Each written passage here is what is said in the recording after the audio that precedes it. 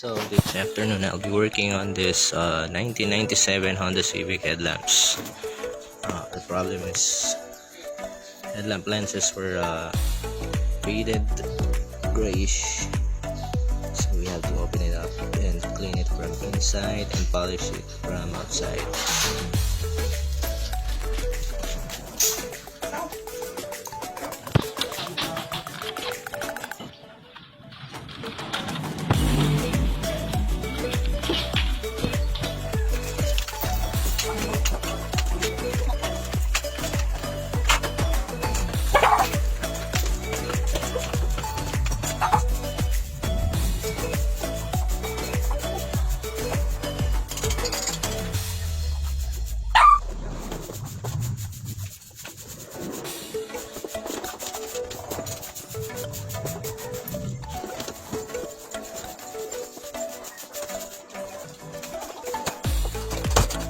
So after an hour of polishing and detailing, this is the outcome.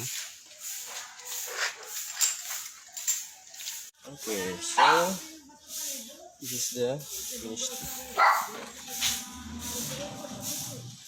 is the finished work. 1997 Honda Civic with EM headlights.